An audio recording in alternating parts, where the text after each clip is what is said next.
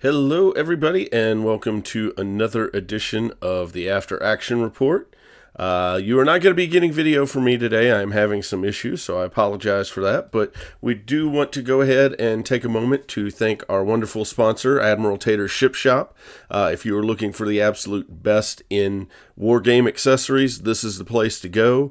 Got tons of stuff for Star Trek Armada. Yeah, Star Trek Armada. That's great. Star Wars Armada. Um, You've probably seen that at tournaments. He is currently putting a lot of stuff together for Leviathans, and he's also got stuff for Warhammer. So check out Admiral Tater's Ship Shop. If he doesn't have it on the site, then you can ask him about it. He may have some stuff in the works. Always something that is worth checking out. And since we do not have my image today, we're just going to go ahead and jump straight into the group shot here, and you'll get to see that failed to start camera in my box the whole show. I don't get to be expressive this time around. How are you guys doing tonight? Good. How are you? Apparently, I've been better. So we got Garrett. Hey, everybody. We got Reuben. Hey, y'all. We got Nick. Hey, good to see you guys. And we've got the unseen commentator. So before we get started into tonight's topic, we have a variety of war game news. I think you had something you wanted to share with folks, Reuben? I sure do. According to a Wargamer magazine article from, let's see here, I'm looking at it right here. 2 weeks ago, as of today, the StarCraft miniature game, StarCraft War Game, is going to be pre-ordering March 10th. There's going to be a two-player founder starter box that has Zerg and Terran in it. So Marines, medics, Gem Mariner, Marauders, Zerglings, Roaches, Hydralisks, Harrigan. If you know anything about StarCraft, that'll make sense to you. If you don't, it's all great. That's fine. Potentially, there will be sales at Adepticon for the starters, which is a big deal for me because if there is, I might pick some up. There's also going to be a Protoss only starter box. So there's like a two-player starter and then like this. They're calling it a founders box. So, since it's not a Kickstarter, but it's like an army box from Warhammer equivalently. And then last thing is through 2026, it looks like bi-monthly releases planned. So vehicles, more infantry, new characters, all that kind of stuff for each faction. So it's not just going to be Protoss 1 month, Terran 1 release, Zerg 1 release. It's going to be a new unit type for each faction, each release, which is a wild amount of support because obviously that they've been putting a ton of time into the production of this game. Now, do we have any tournaments or anything that people need to be aware of? Well, we've got our. Hold on. I was trying to look this up while Ruben was talking about his game magazine. Leviathans got to be on the Game Trade magazine cover. Yeah, I saw that. So that's some pretty good money they shelled out for some marketing, because that magazine will be in everybody's hands at Adepticon. Ooh. Because I think that goes in like the goodie bags. I know I get one every year at Gen Con, but I don't know. I think I got one at Adepticon too. But anyways, we have our February 7th event this weekend coming up. So that's exciting. We need to make sure the Ohio guys get invited. If you want to travel from further, you're welcome to travel from further. We like to see players. Come play boats with us, please. Bring extra minis so I can buy them from you. I need Brits and French and dice. And dice. I need those. Plain packs. I tried to source like and I need a Ragnar box. Real time getting 12-sided polyhedrals. I know it, right? I Ragnar box. I just keep forgetting to bring the stuff out of it. Well, we're hoping that we've got some stuff coming in. I know the last message that I had is our venue will not have product for our event, unfortunately, but it sounds like shortly thereafter there will be product. So, fingers crossed. It seems like, based on what the response you got from your order and some of the stuff that I'm seeing coming out of the Kickstarter backer emails, that we're pretty sure that it's going to be like, what is it, February now? Like April retail-ish? Something like I that? was we were told April 1st, but I don't know, sometime around there.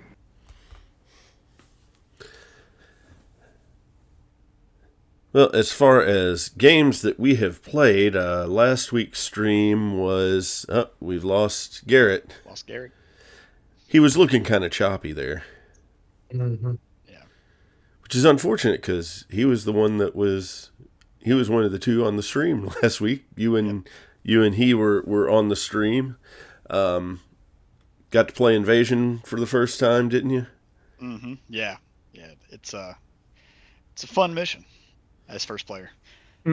As first That player, is certainly some way to put it. Yeah. we have to specify. Just I haven't played it yet, so I don't know. What's some of the concerns about it as second player then? I would say, I mean, the big concerns I think as second player is that you're forced to split your fire between your opponent's fleet and the transports.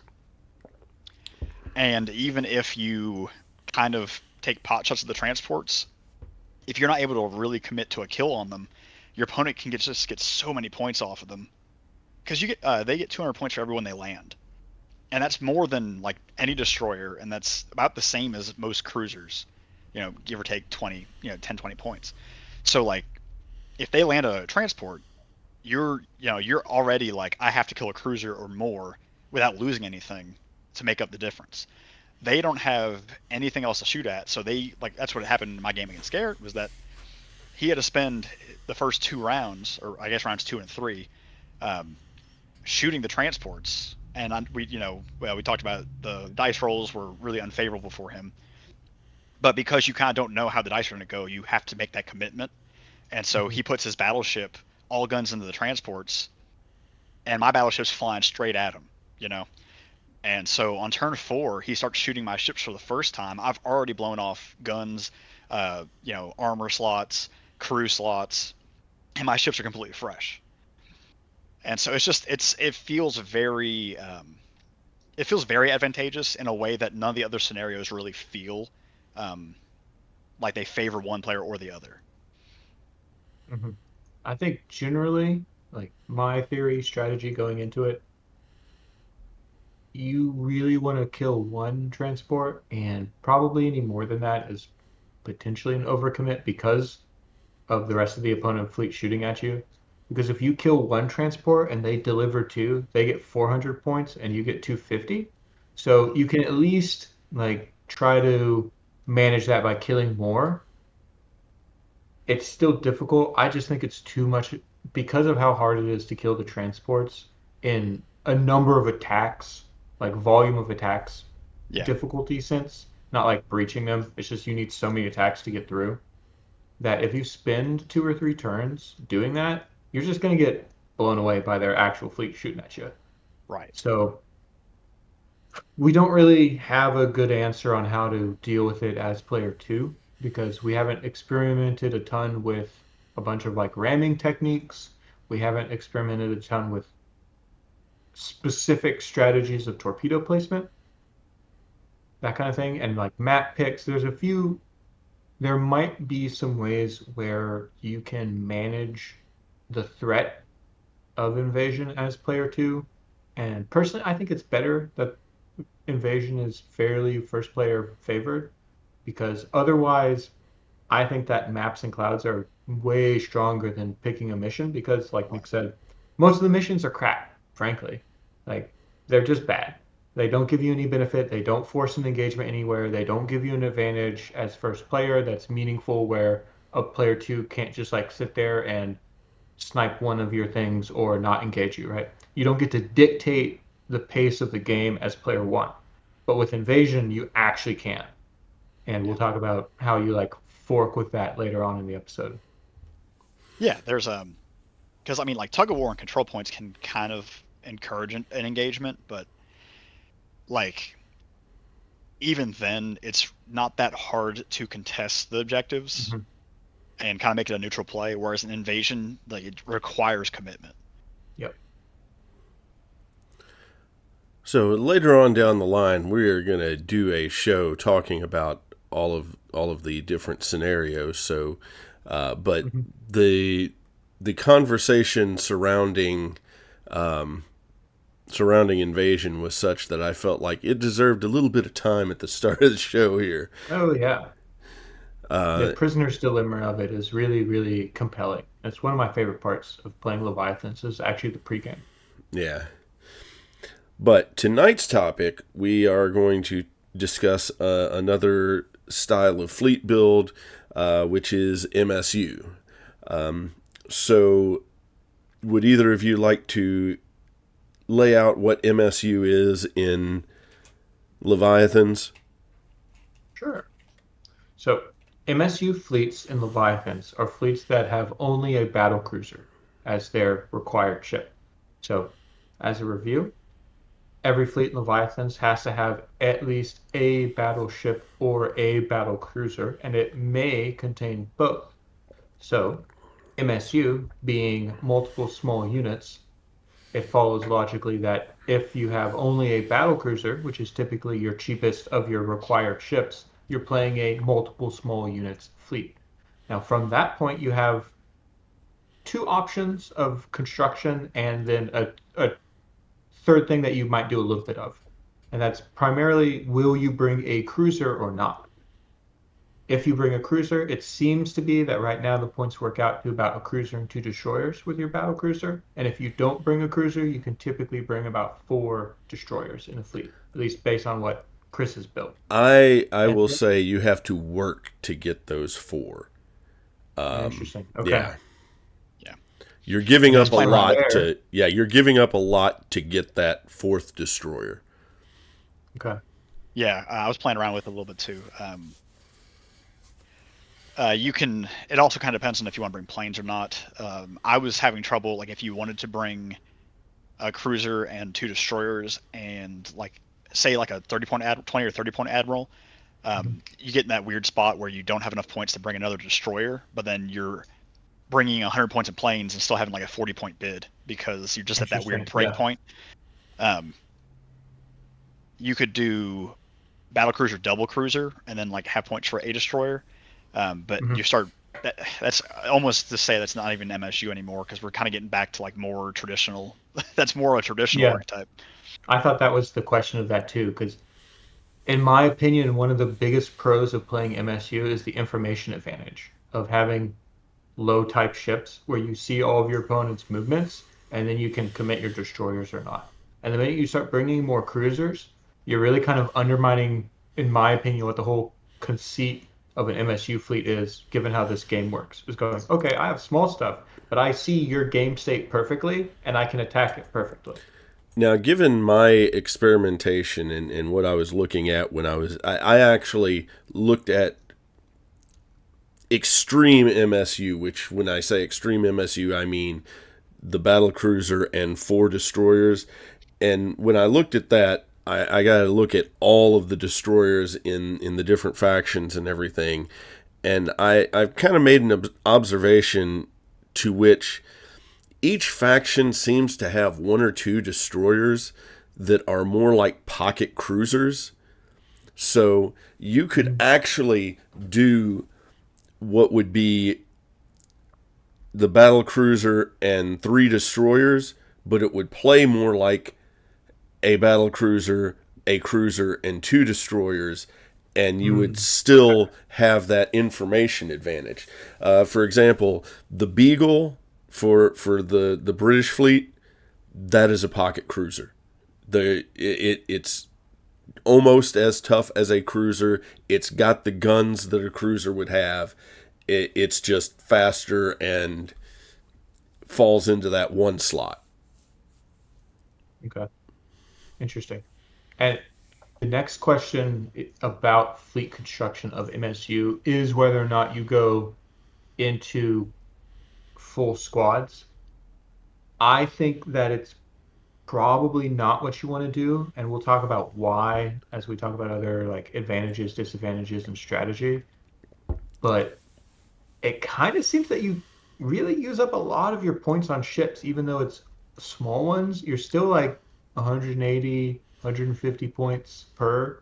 Yeah, So when you do that 3 or 4 times, suddenly your whole budget is gone. pretty much. And I Yeah. mean, you're And not running into a lot of space for admirals either. I don't think Right. you can afford planes because if you're bringing MSU, you have to bring that extra ship to be able to kill the enemy because you Yeah. just need the dice. And My planes aren't going to do that. Well, there is one small exception to that. If at all possible, you want a spotter. Okay, Yes. because that's giving, if you're running 5 ships, 4 of which are destroyers, that extra green die on each of your ships, even if it's only 1 shot per ship, that's still a lot of extra dice that you're throwing in there with your whole group. That's a good Yeah, point. if you can afford Yep. 30 points for the green spotter and 20 points for a green fighter, that's 50 points. But it's 50 points and it keeps your spotter alive the whole game, basically. Yeah. Most of the builds that I was looking at can't afford that fighter. It's just the spotter. So you're getting it early on, and then you're going to lose it. You just know you're going to lose that spotter unless they're flying with no squads at all.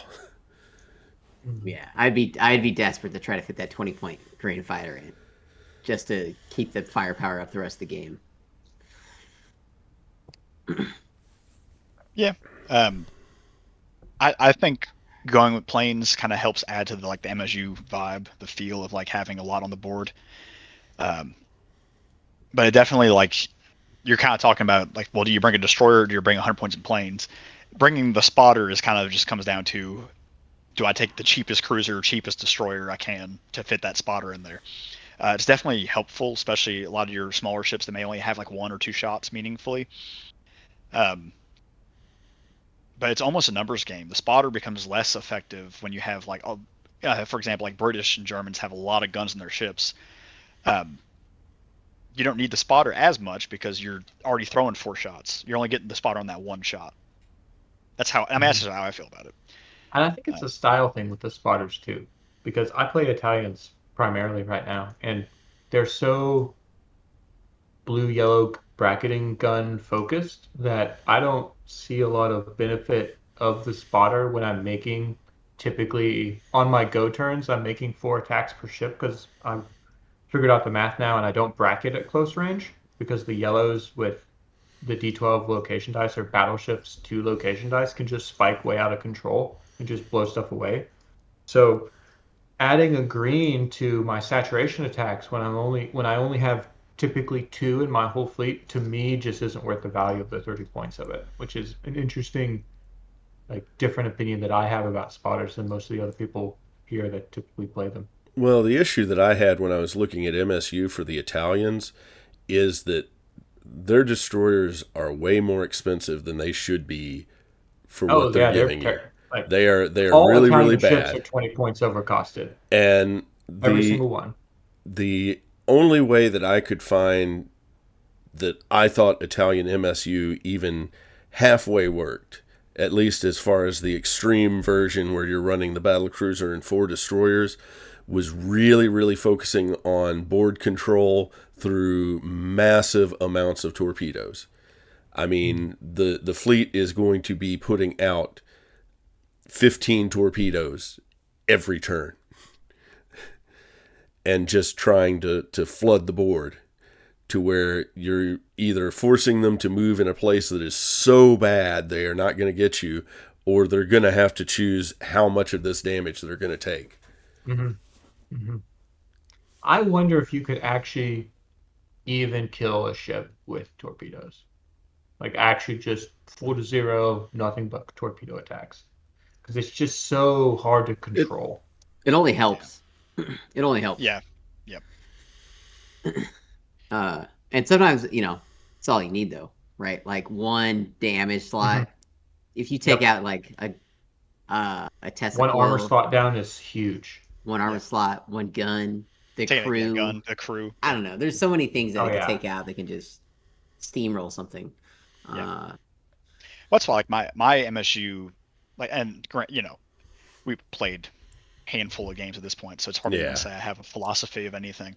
Um, my design behind my MSU list, my Russian list, was having torpedoes, having like 5 or 6 torpedoes, because I'm running a battle cruiser with a bunch of like smaller ships. I really don't want to go toe to toe with a battleship because I just don't think I can trade that fast enough, right? I don't think my MSU fleet is going to kill a battleship before my battleship kills half my fleet. So I bring torpedoes to knock out, put 4 or 5 torpedoes in a battleship's face, try to knock out a gun, try to knock out its ability to kill me, so I can make a dive on it, kill the destroyer cruiser, and then fly away. Um, I'm not under any illusion that my torpedo fleet is going to kill a battleship, right? Mhm. My philosophy when I was running this on Thursday was essentially I am drawing you out with my battle cruiser, and I am swinging the destroyers around in a pack to focus fire and get the one ship at a time. And I mean, second turn I took out one of his destroyers without a lot of effort. Of course, also I'm using sniper guns from the British, so that helps. The Maeve King is just a really really really good ship.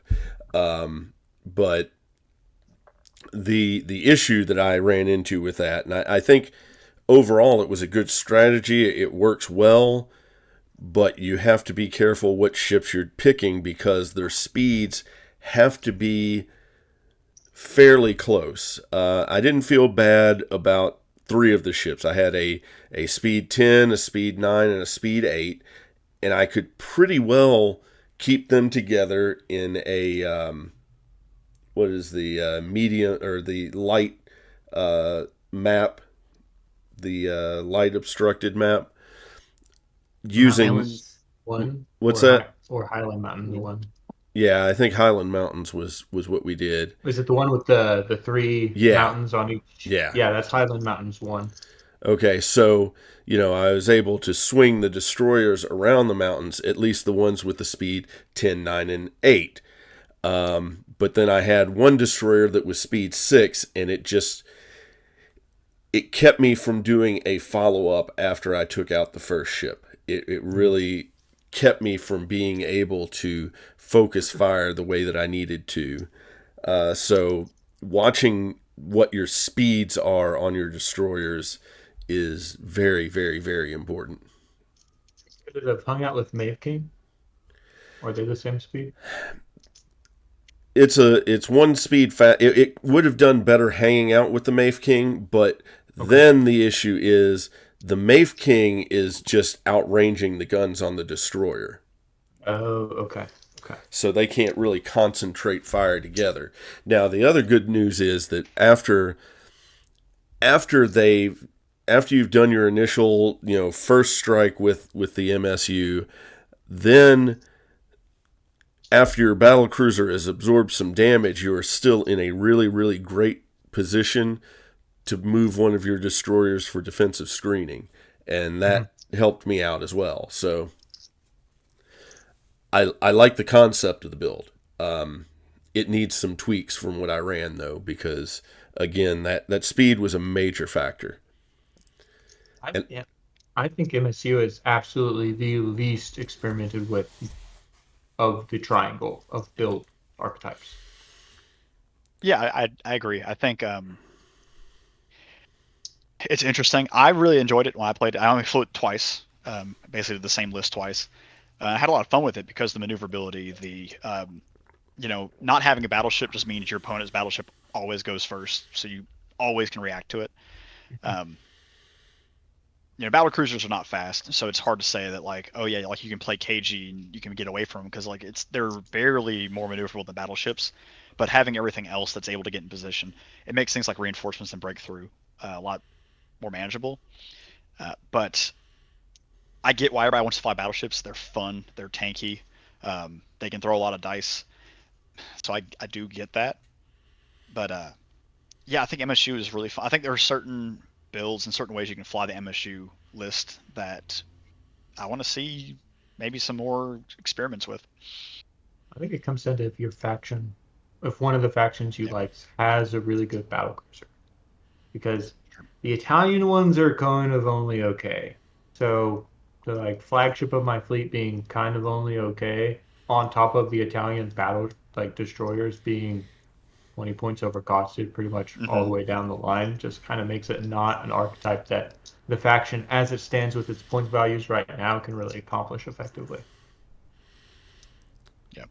I would feel comfortable running one of 3 factions in MSU, at least as far as the 4 destroyer version of MSU.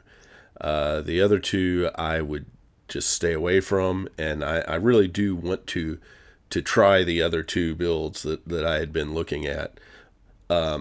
First one, is German.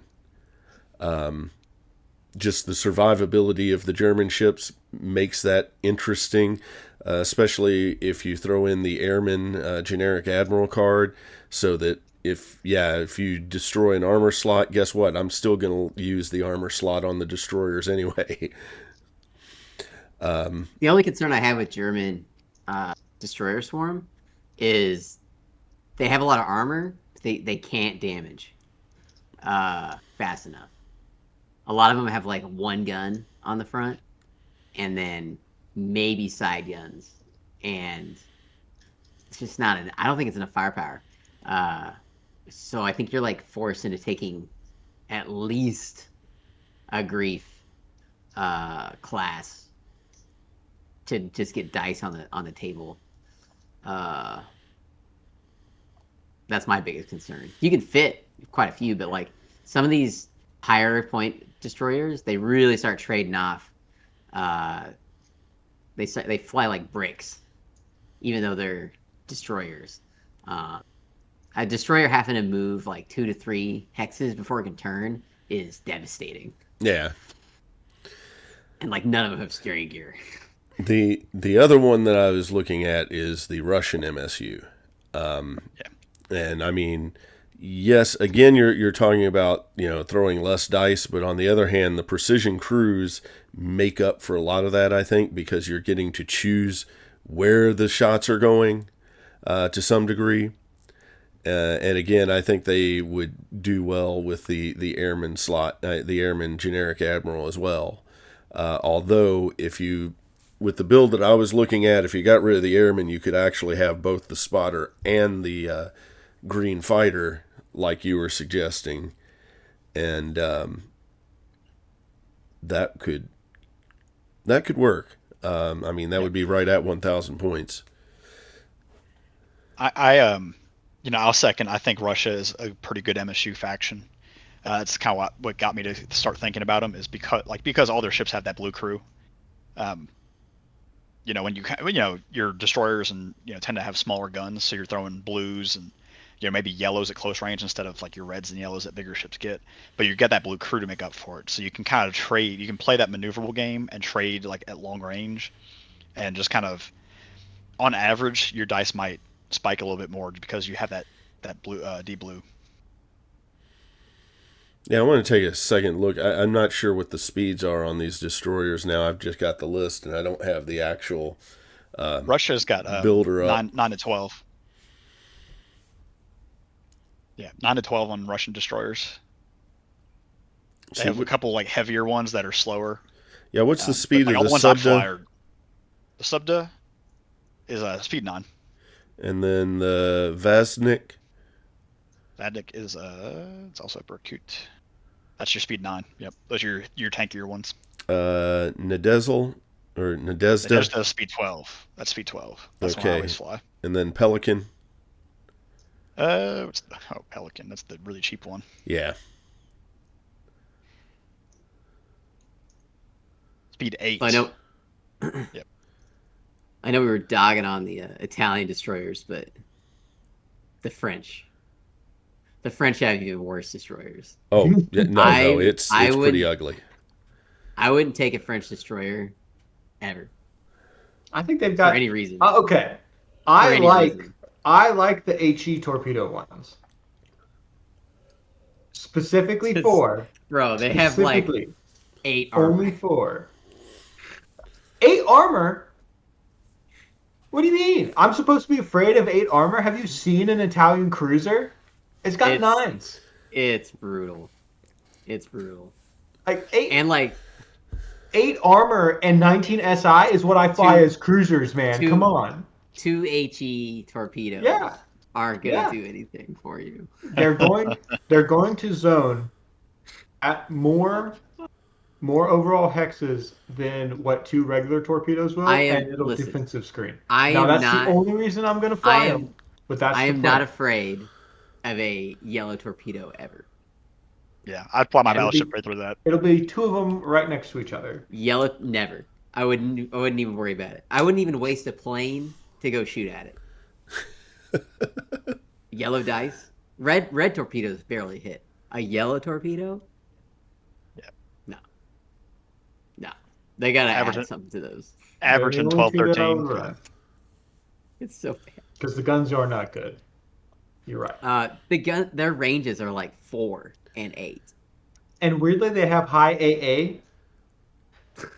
And what's worse, I don't think you could run French MSU without torpedo sights. It's just not an option. French MSU is Bacone class.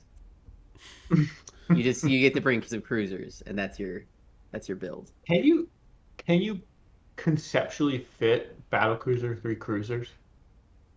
Can we do that? Is that even In possible? France, Just generally. if you take their bad Facone cruisers, Okay. I think they're limited to like battle line Big heavy and battle line. and big heavy. I I don't even know if they have big heavy. most of the I factions think they're are just kinda, they're just battle line. yeah. Most of the factions with how the points are on some of the less well-designed ships just make them kind of not usable. So you're kind of stuck building whatever the 2 to 3 options of good ships you have in your faction as that style of fleet right now. So hopefully we'll get a points adjustment a little bit after release, and maybe we'll open up some more archetypes for Yeah, the factions. like they have the Liberté class Pontebrand. Mm-hmm. It sounds okay. 250 points. Okay. Its side guns are 4 and 6. Blue green. Just Close just range. brutal. They have blue crew, but like just black side dice, you're so done. That ship is getting absolutely obliterated. Yeah, I saw the British also have cruisers that have 4 of their blue-green guns in their sides with no turrets. And I'm like, I've seen this across 3 of the factions, and none of us play them because we all understand that turret good. So I don't know about all these French 75s just stapled to the side of a ship.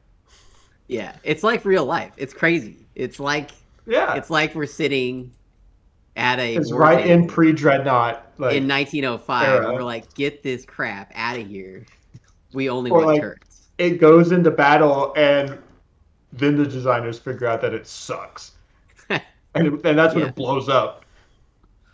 Which is kind of unfortunate because that's most of these ships. Yeah, unfortunately. And I remember the playtesters talking about. I think the devs were looking at the game is supposed to be pre-dreadnought, like ship design, but like therein lies the immediate problem with pre-dreadnoughts. That awkward era from I think you have 1865 Our to game, 1900. our game's dreadnought is the Kaiser with heartburn, and it just like eats all these smaller, crappier ships just every time. And every faction has that. Yep. Battleship Jean Bart. turrets. Except maybe Russia. Russia, did you have a turret on the side battleship? No, I don't have turrets you're in the any. only I don't think I have turrets on the side of any of my ships. That's why I thought it was really accurate. funny. I thought it was really funny to see, like looking at other factions and being like, "What do you mean you have turrets in your foreport?" Have you seen an Yeah. Italian ship? It's just It's all turrets and Britain turrets. The Yeah, Jean Bart. The Jean Bart. well, mhm. I'll say this: the Maria battleship has a turret, bracketed turret in the A wing turret. for port and One starboard. Yeah, turret. One turret. one turret. Yeah, that's the thing. The most of the battleships are like they have short range guns, the 4.8s, the 5.10s. Hmm. It's our main gun right in the front. That is our saturation turret, red yellow, stuff like that. Yeah, I mean looking. Yep. Garrett, the one I flew against you had like the 75 mils on the side, like the four port and four starboards, 275 mils with bracket, Yeah. range 4.8 blue green. Yeah. That was a really good game for you to have that ship with Yeah. that stat. Because, like, I was not shooting you at all. I was trying to No, shoot those transports. I know I had all my repair crews and everything on standby, ready to like keep the fight going, and then you just never shot me. So I was like, well, I guess I'll Guess I'll I'll just shoot him. I guess I'll just hang out. Yeah, I had Yeah. no It problem. was We funny. our one hex broadside with the Kaiser. Oh man, that's nasty. And It I was still didn't get any damage. Are no, your you did. gunners You did. cross-eyed? You shot the Pilata. That was the thing. Oh my gosh. This plot is always a trap, unless you Yeah, can roll lucky. he was putting. Well, and that's why I keep it out of close range because it's got pretty good armor values on the sides. And if everything's shooting the Pilata, like the battleship just has no fear. Like just bring it in, ram with it if Yeah. you Well, have that's the to. worst Like part. So, like, in Leviathans, period, if you don't start shooting at a ship in round 2, a battleship in round 2, you will not have time to kill it by round Yep, right. 6. pretty much. Uh, Unless it's Italian. Even if it's Italian, you can, like, I damn near escape. lost Vesuvius versus Escape. Kate. Like it was skin of my friggin' teeth, man. Yeah, Like but you can just slide across the board we don't. You don't away. count points. You don't count points for almost dead. That's I right. thankfully, because boy do I fly out of games with a lot of Swiss cheese ships. Because I don't got no armor, so it's just through and throughs every that's time. just that's just efficient resource management. Efficient design, yeah. Me clenching my ass every time that I play, going, "Oh, don't shoot my battleship! It's not tanky." Oh man, but None of your I'm ships gonna are. be trying the Julius this week, so Built a, I a guess mock. I'll have 13 armor on my battleship. That's like well armored. I I put together guess like a that mock Italian fleet. I don't know, man. It's hard. That's the only answer. Yeah, I think I'm going to be trying to run a Russian fleet just to see if my theories hold true. Yeah, I'll bring the ships and whatever you fly whatever you want. I want to do tight spin evasions. That's just the cool. It's like my favorite ammo card because it's just cool. Just ship doing a hard break. That's just neat. I will say, Chris, if you want to do 4 destroyers, we'll have to like just use a different one. I only have 3. Okay. Just fly the Pilata, Chris. It's awesome. Like it'll straight just into your be veins. Just proxies. Pilata. Yeah. You should bring the Pilata cruiser though. It's so good. It's my nemesis. It's my It's least favorite. it's everybody's nemesis. It's the only ship that gets shot at every game I play. It's an asshole.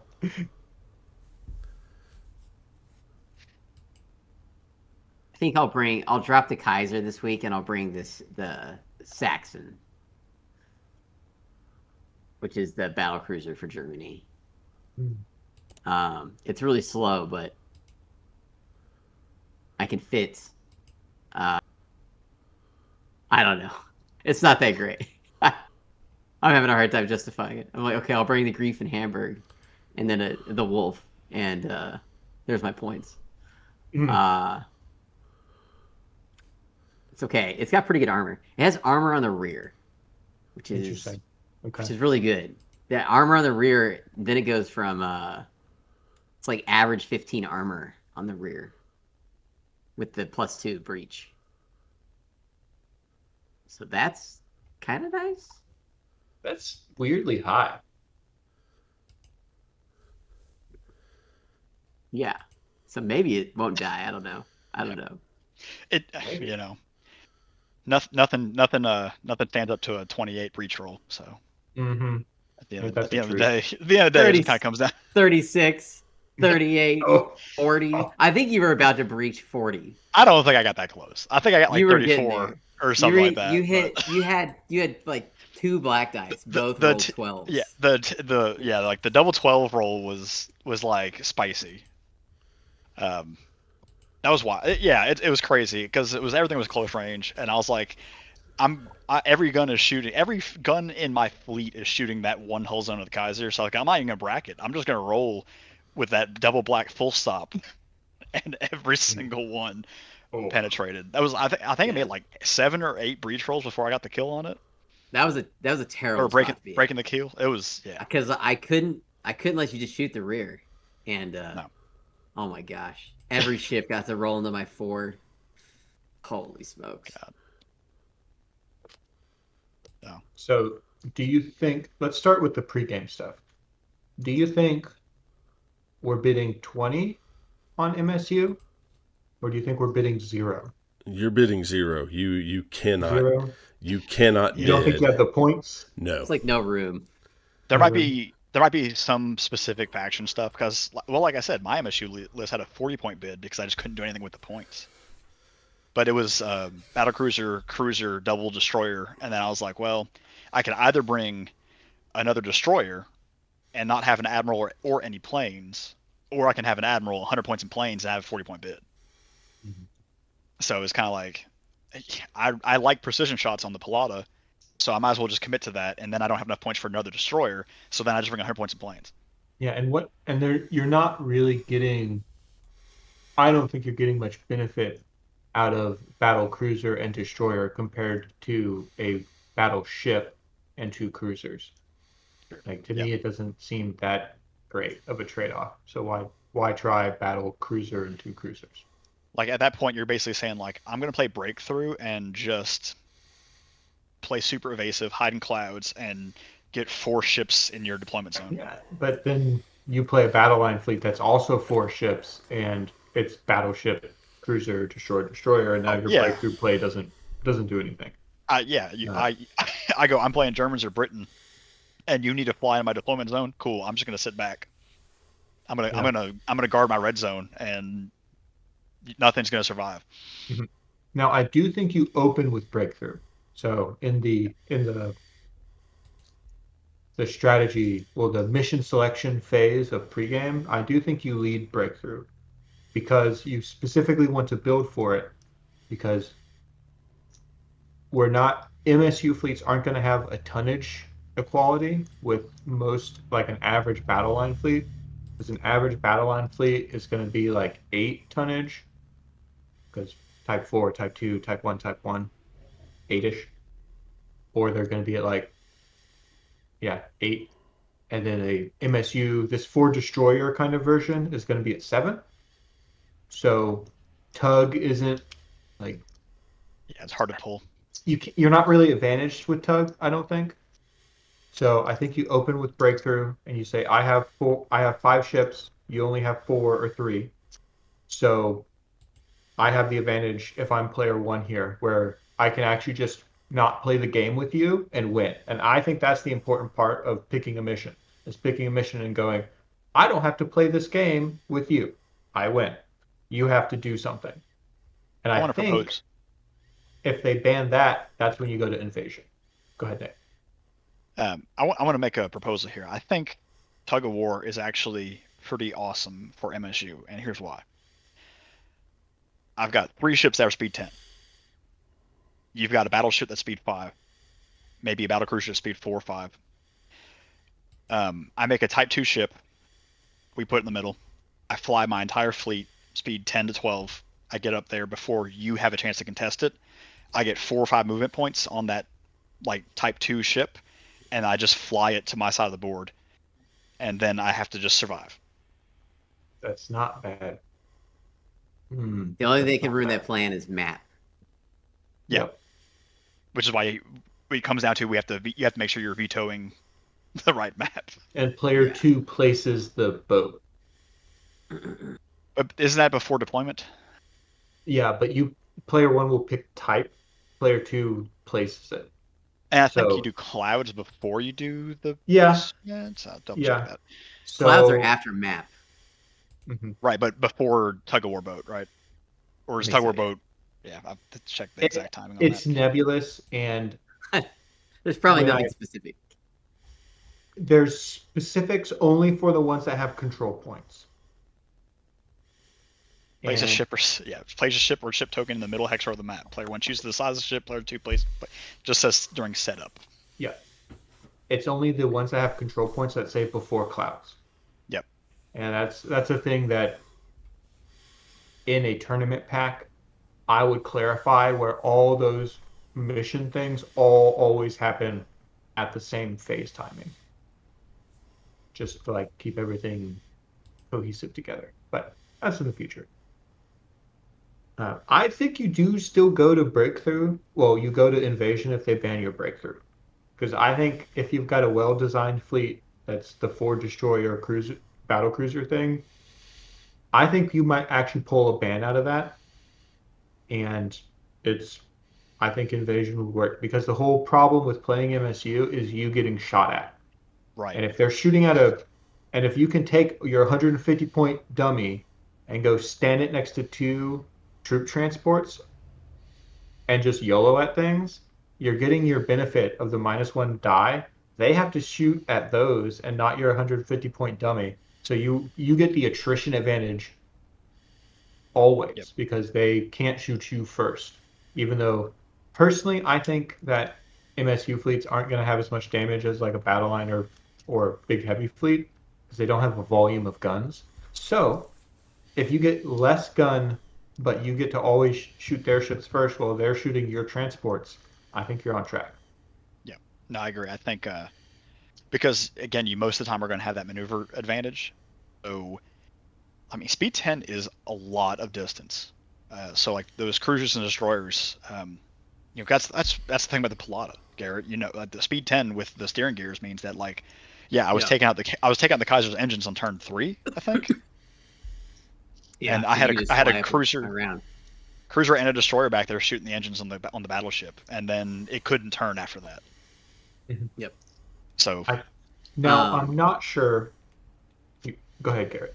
I was gonna say, this whole MSU breakthrough plan can just be totally wrecked by the map.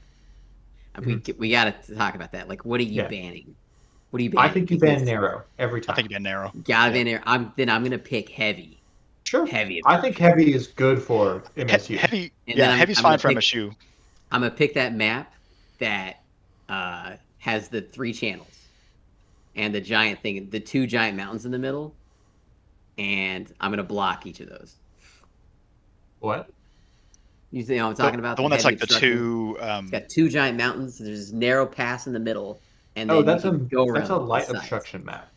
They call that light obstruction? That's Mountain 1. Is it? Are you sure? Yeah, that's Mountain 1. If it is, well, it's heavy obstruction. There's only one actually heavy map, and that's Jungle 1, Jungle 2. Yeah. Okay. I would counterpoint. It's so weird how they call those things. Counterpoint, Garrett. Whatever. I'd take that map. You do that, and you start putting your ships, and you spread out to those 3 channels, and I put my entire fleet. No, I'm waiting for you. I'm waiting for you. Yeah. I'm slow, but I'm not slow enough to get stuck on the one side of the map. If I just wait you out and hide, and then I'm fast enough where I'm in a position. Now, it's hard to do.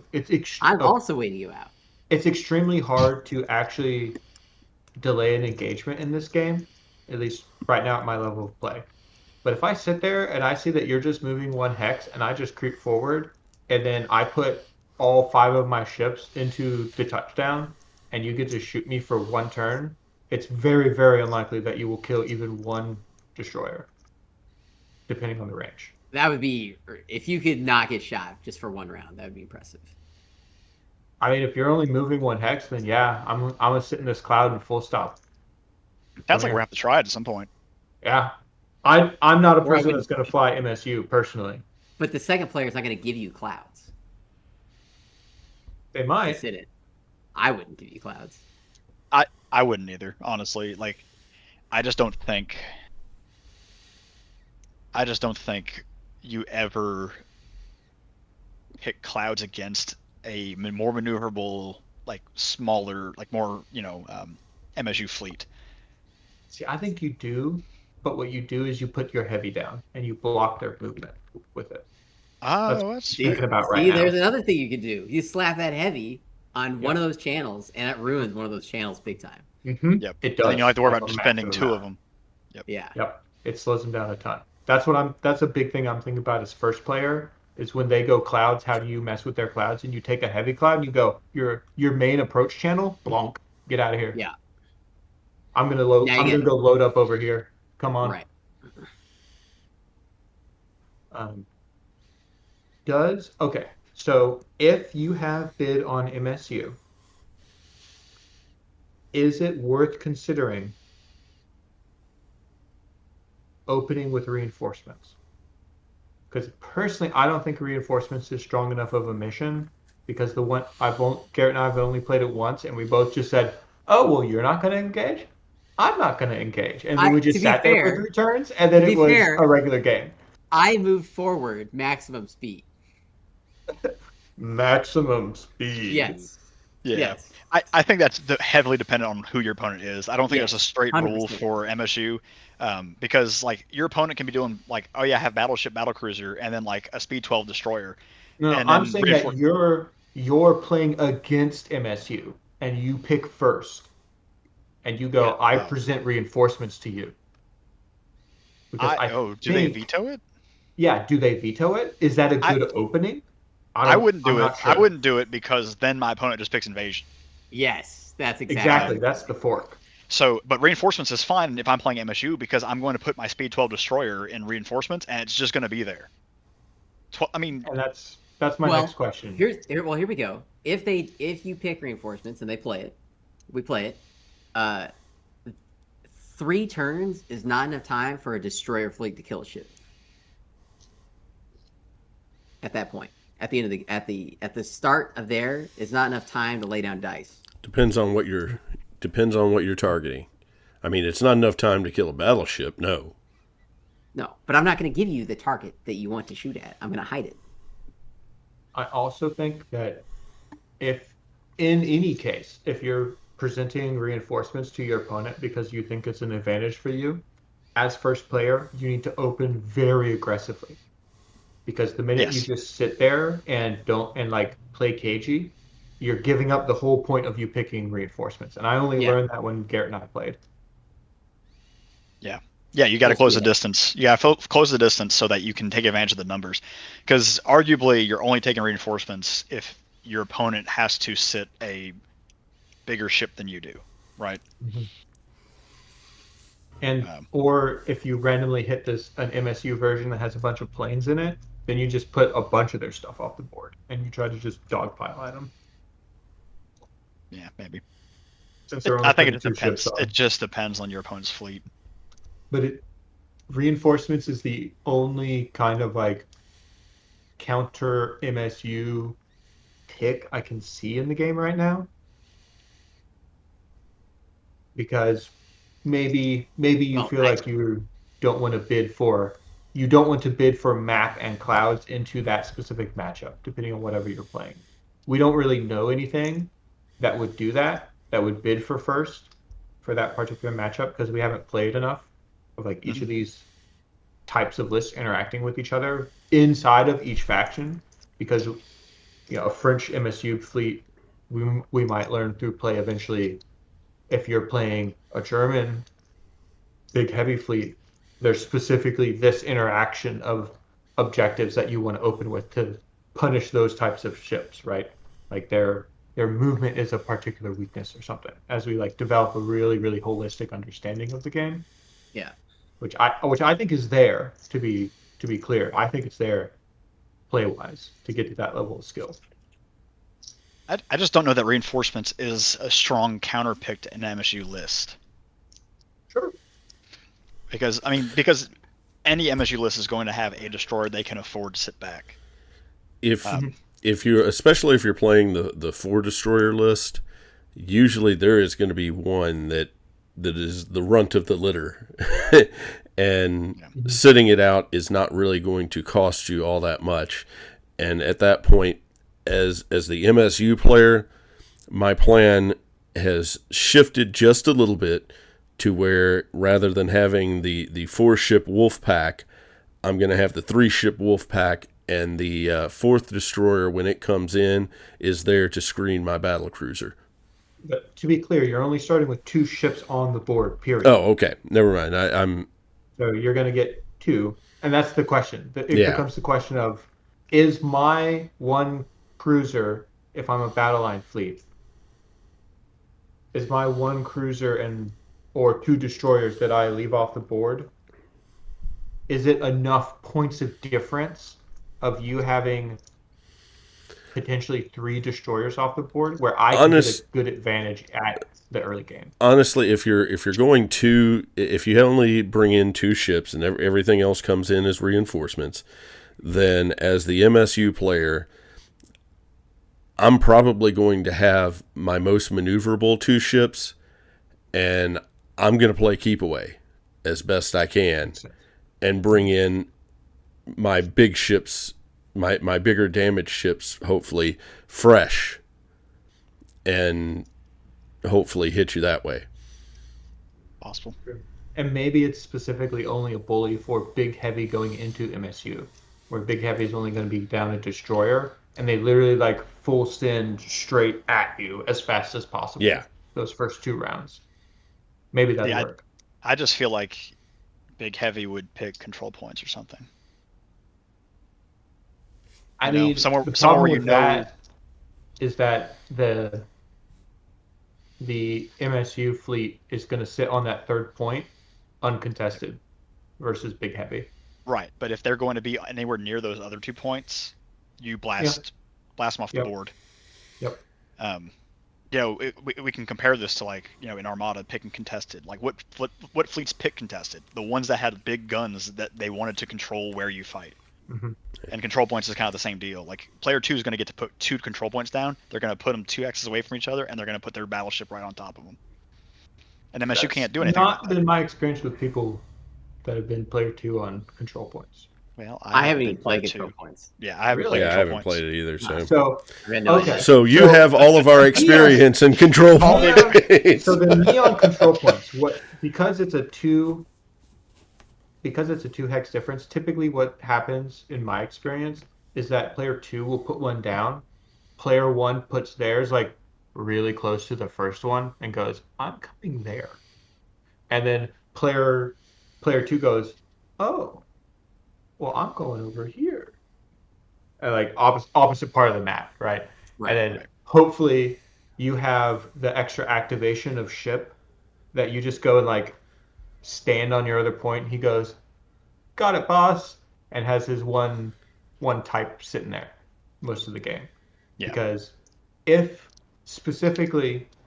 you're playing a Battleship 2 cruiser battle line fleet, you are disadvantaged in control points versus a battleship battle cruiser 2 destroyer battle line fleet. Because their extra destroyer just goes and camps on the wide point, and you cannot respond to it without sending a whole cruiser over there, which means you lose the fight of the 2 control points. Yeah. Right. At that point, you're just trying to get kills to swing your points. And it counters, if you even out on the control points, neither of you get it, right? Yep. So with that, we have hit the end of the show here. Want to remind everybody that we are going to be streaming on Thursday. Not sure who we're going to have going up against who on that, but we will have that posted probably Wednesday to let you guys know what fleets are going to be run. Any closing notes before we go, guys? Hope to see some of you out on Saturday. Yeah.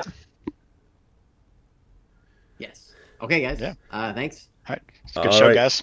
Have a good night, guys. I am going to just fade it out from here since I don't have a camera. Take care, and everybody have a great week. See y'all.